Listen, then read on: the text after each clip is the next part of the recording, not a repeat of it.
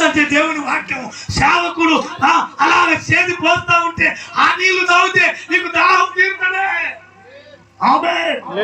అంటే ఆత్మ దాహము తీరుద్ది.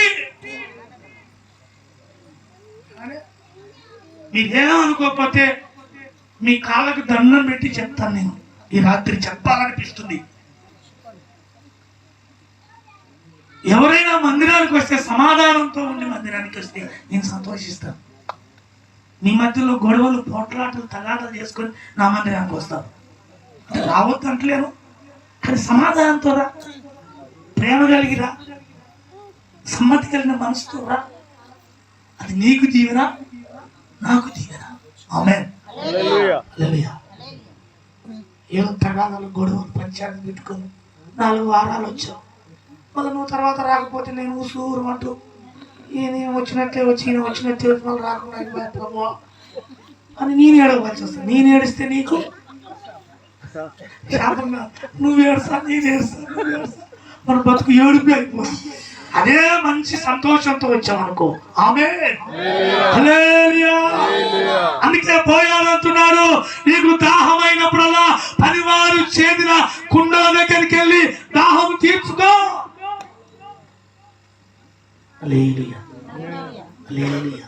అప్పుడు దేవుని బిడ్డలారా, ఈ రూతు సాష్టాంగ సాగిలపడిందంట. ఏమీ తెలిసి పరదేశపు మనిషినైన నాకు, పరస్త్రీనైన నాకు ఏమి చేసి ఏమి చూచి నా మీద ఇంత కటాక్షము, కనికరము కలిగింది. ఆమేన్. ఈయన సాష్టాంగ సాగిలపడ్డది రూతు బోయాజు పాదాల దగ్గర. ఆమేన్. సంగమా, యేసయ్య పాదాల దగ్గర నువ్వు సాష్టాంగ సాగిలపడాలి. హల్లెలూయా. మనుషుల కాలు మొక్కగాకండి, మనసుతో కాలు మొక్కించుకోకండి, యేసయ్య కాలు మొక్కండి. దేవునికి స్తోత్రం కలుగునుగాక. హల్లెలూయా. అప్పుడు బోయాజు అన్నాడు, 10వ వచనం చదువమ్మా.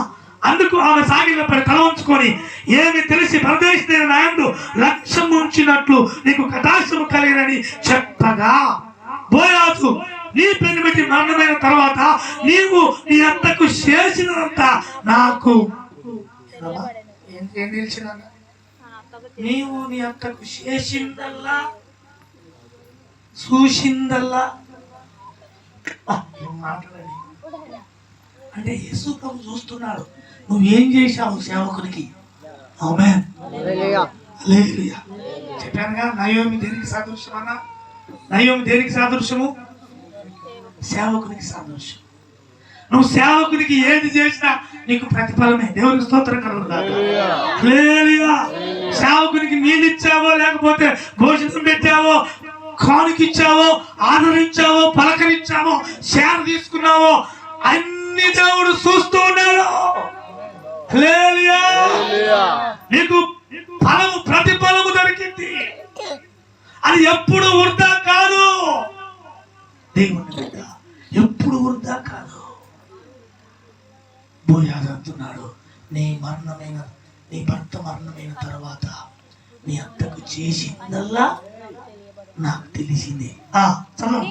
నీవు నీ తల్లిదండ్రులను, నీ జన్మభూమిని ఇంతకు ముందు వచ్చితివి.